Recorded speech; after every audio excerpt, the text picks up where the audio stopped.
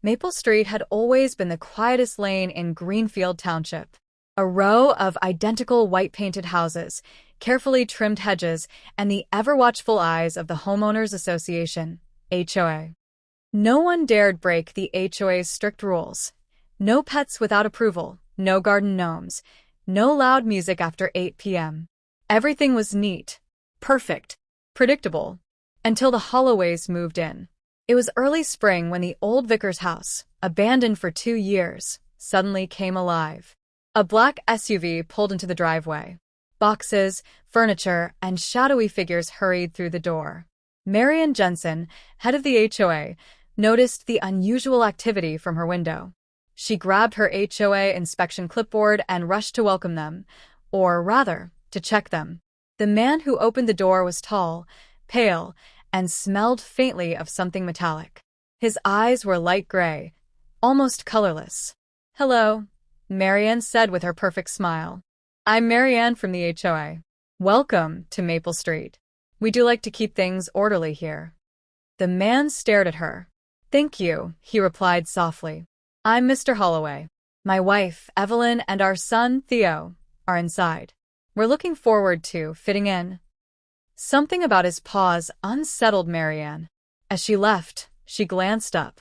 In the attic window, a boy stood watching her. Pale, unmoving. His eyes were hollow, staring not at her, but through her. That night, strange things began to happen. Mrs. Carter at 212 heard soft knocking at her door at midnight. When she opened it, no one was there, except a small, cracked porcelain doll sitting on her welcome mat. Mr. Green, 2 houses down, saw lights flickering in his kitchen, though his power was off. He swore he heard whispers from the drains, words he could not understand.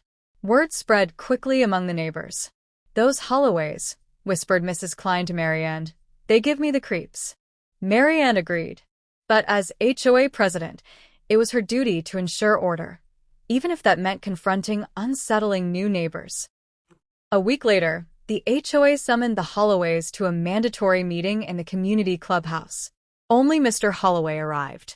As the committee members sat rigidly, Marianne cleared her throat. "Mr. Holloway, there have been concerns. Unusual disturbances since you moved in. Strange noises. Odd occurrences. We want to remind you of our HOA regulations."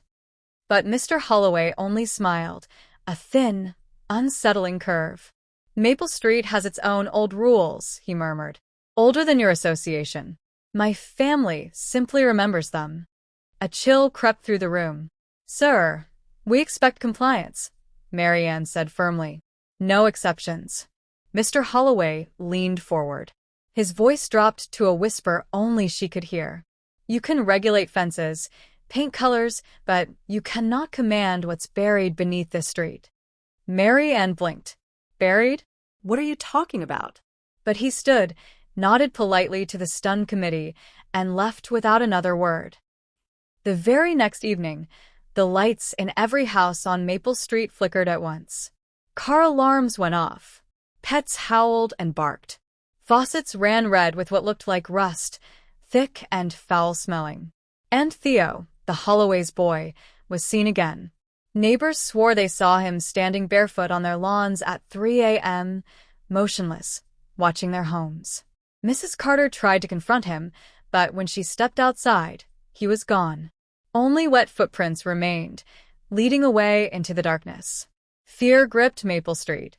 Whispers grew of curses, of the Vickers house's dark past. One brave soul, Mr. Green, decided to investigate.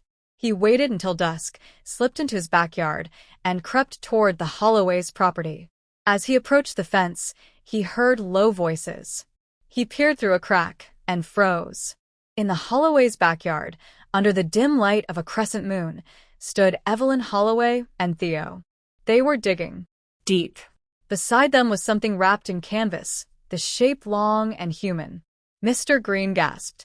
A twig snapped under his foot. Evelyn's head turned sharply. She smiled straight at him. "You shouldn't watch, Mr. Green," she called softly, her voice carrying far in the still air. "Some secrets are meant to stay buried." Panicked, Green stumbled backward and ran home. But when he slammed his door shut, a small porcelain doll sat waiting on his porch. It was smiling. The HOA emergency meeting was called the next day. "We have to make them leave," cried Mrs. Klein. "Call the police," someone shouted. But Marian shook her head. "No police," she said softly. "I spoke to them once more. They warned me." She trembled, looking at the group. "There's something under this neighborhood," she whispered. "Something they woke up. And now we are all part of it." That night, a storm rolled in. The rain came hard, washing the streets. And as lightning flashed, a gaping hole was seen in the Holloway's backyard. Something was crawling out. Something old. Something forgotten. And the whispering began. Again. As the storm howled through Maple Street that night, residents peered nervously from behind curtains, their lights dimmed, their phones gripped tightly in hand. But no call could save them from what was stirring beneath their feet. Lightning lit up the Holloway's backyard once more, revealing the hole, now wider and deeper, a dark chasm yawning open like the mouth of a hungry beast. Something massive and wet moved inside, its shape hidden but its presence unmistakable. Marian Jensen couldn't sleep. The whispers filled her house, voices that came from the walls, the floors, the very pipes. They spoke in tongues she couldn't understand, but the meaning was clear. It is awake, and it remembers you all. At 2 a.m., unable to bear it, she stepped outside. She wasn't alone.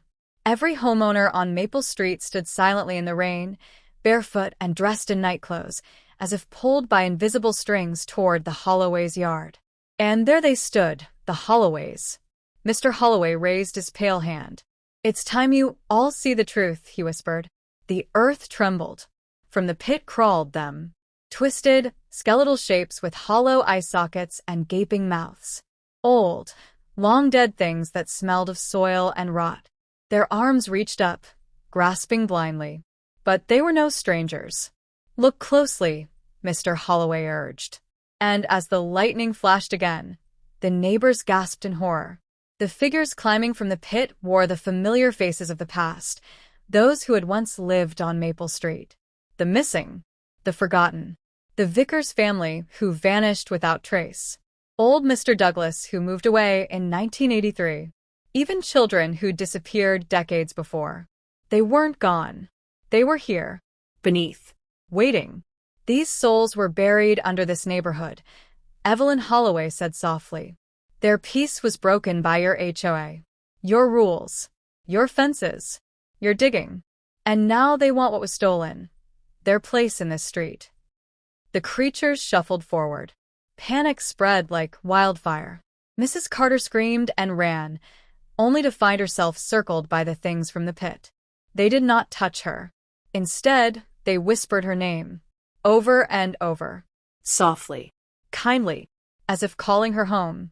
Mr. Green fell to his knees, clutching his ears, crying, "Make them stop." But they would not. Marianne turned to the Holloways. "Why are you doing this?" "What are you?" she gasped. Mr. Holloway's smile was sad, almost gentle. "We're the keepers," he said. "Guardians of the old resting ground. This entire street, your homes, your gardens, they were built on the forgotten cemetery of the town's ancestors. You disturb them. And now, they reclaim what's theirs." A clap of thunder split the sky. Suddenly, Theo stepped forward, his small hand pointing straight at Marianne. "She will stay," the boy whispered. Before she could move, cold hands wrapped around her wrists, pulling her gently but firmly toward the pit. The ground cracked beneath her feet. Her screams echoed as the earth swallowed her whole. And then silence. The creatures paused. Slowly, they retreated back into the pit. One by one, as if satisfied. The Holloways stood at the edge.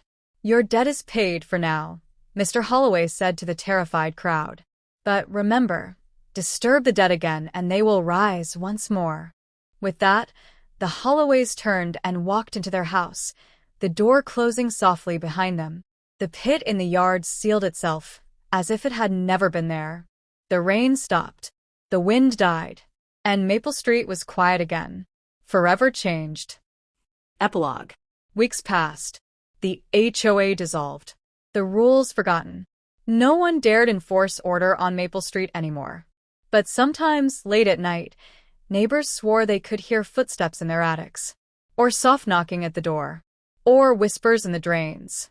And when a new family arrived to look at the Vickers house, still for sale after all these years, they paused at the mailbox.